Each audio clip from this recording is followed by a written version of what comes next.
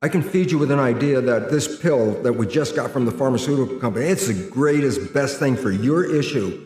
And I give you this pill and you get better. And then later you find out it was a sugar pill and everybody goes, yeah, that's called the placebo effect. I go, what does it really mean? I said, you didn't get healed by the pill, you got healed by the belief in the pill. At least 1/3, minimum of 1/3 of all medical intervention is, it's a placebo effect where the healing comes from.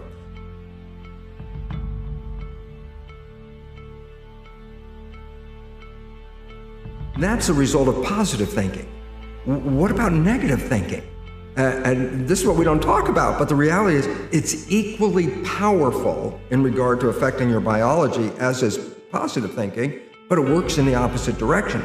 A negative thought is called the nocebo effect. It can cause any disease and you can die. If you believe you're going to die, you can die from the belief.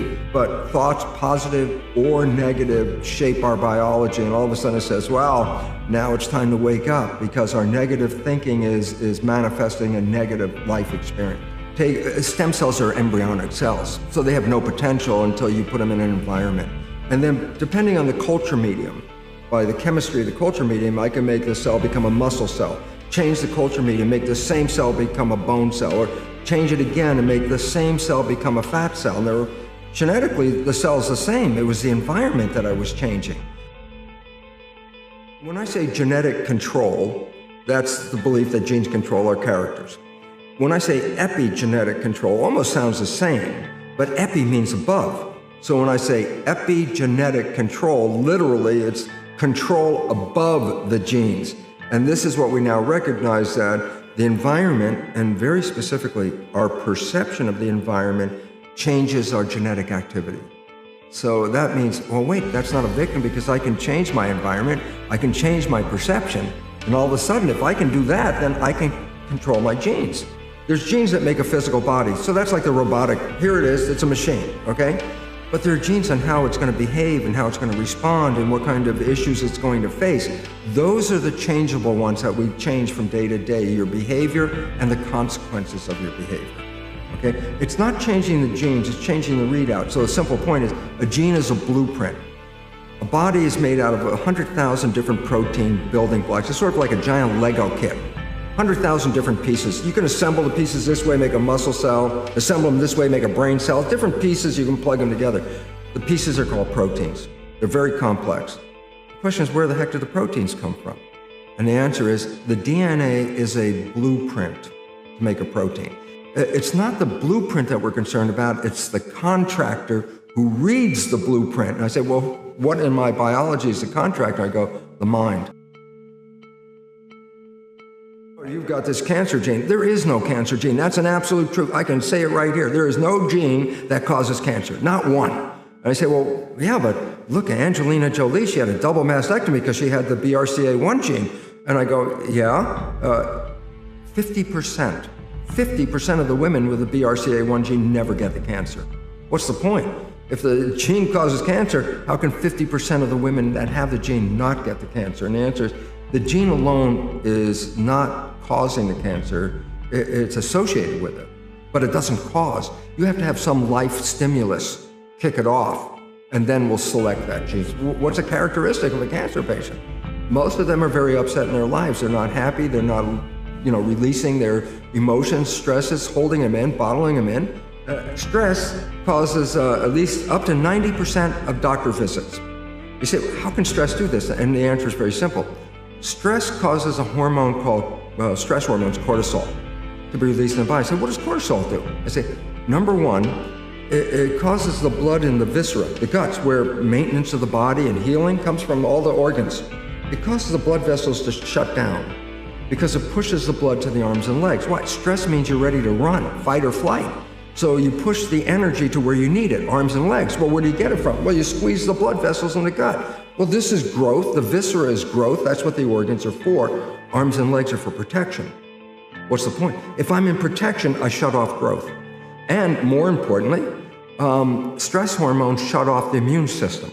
So when you're in stress hormones shut down the immune system to conserve energy. Does the immune system use energy? Of course. If you've ever been really sick, you never even got out of bed, you have no energy. And if you're in fight or flight mode, you need the energy to deal with the world, okay? So stress hormones physically shut off the immune system. When you're under stress, that's when sickness starts to show up. In fact, it's so good at shutting off the immune system, doctors give patients who are going to receive a foreign organ, a graft of a kidney or a lung or whatever they're grafting, that's foreign tissue.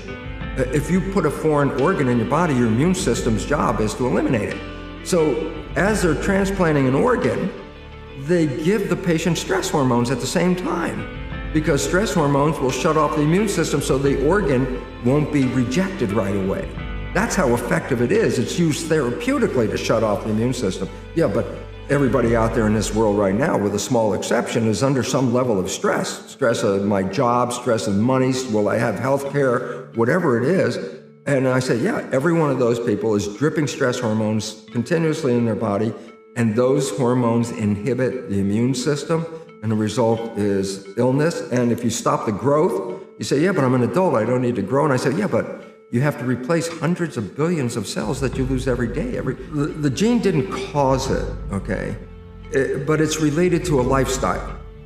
And if you change the lifestyle, you don't have to worry about the gene. But the problem is 95% of our life is coming from the programs of life, how to live life that we get in the first 7 years of life. The movie The Matrix is not science fiction, it's a documentary. Every human, and this is a fact, every human first 7 years is download a hypnosis. The brain of a child under 7 is in a lower vibrational frequency. When you put wires on a person's head, you read electroencephalograph, reading brain activity. A child below 7 has a lower vibration than consciousness. It's called theta. Theta is imagination. Oh, that's how kids play a tea party with mud pies, but to them it's a real thing. A kid rides a broom, it's a horse. That's theta, imagination. Theta is also hypnosis. That's the same thing with poor people. Poor people have beliefs from the family. Oh, you can't make it, life's a struggle, things are hard, who do you think you are? And if that's the program you get, then 95% of the day you will sabotage yourself. And that's why poor people stay poor and rich people stay rich, because the programming. Yeah. Well, we have to recognize, number one, that 95% of our behavior is coming from subconscious. So a child is going to record for 7 years, and they're going to record you. You have a new baby. That baby is going to look at you because you are the parent. The first thing a baby learns in the first week or two of life, who's the parent? Very important, because that's the reference point. If anything goes in their life, they're going to look at the parent first thing. A child on a playground is on a swing, falls off the swing on the ground. First thing it does is look at the parent. It's reflection.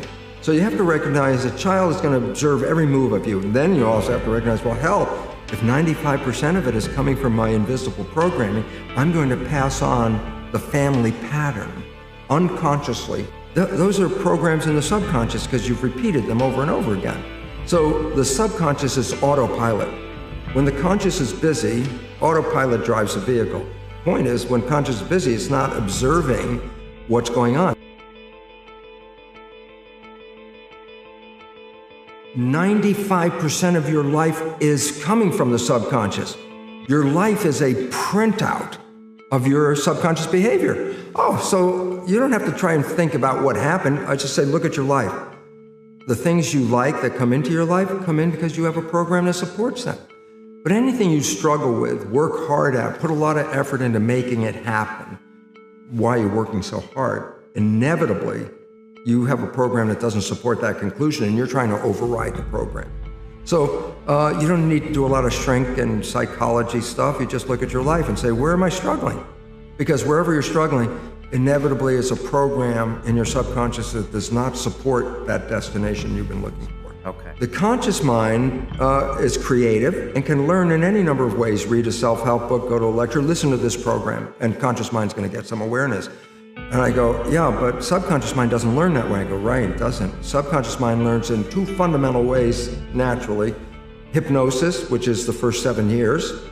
And after age 7, how do you put new programs in? Repetition. Practice. You want to drive a car, you didn't learn how by just getting in the seat and put the key in. You had to practice driving the car. You want to learn the alphabet. How many times did you go from A to Z? Try to go to A to Z before you can complete it. And once you completed it, you didn't have to go back and do it again. So 2 phases. You want to train the subconscious mind? Hypnosis, repetition. If subconscious gets, I am happy, and 95% of your life comes from that subconscious, there will be a point once the subconscious got, I am happy, you don't have to say it again.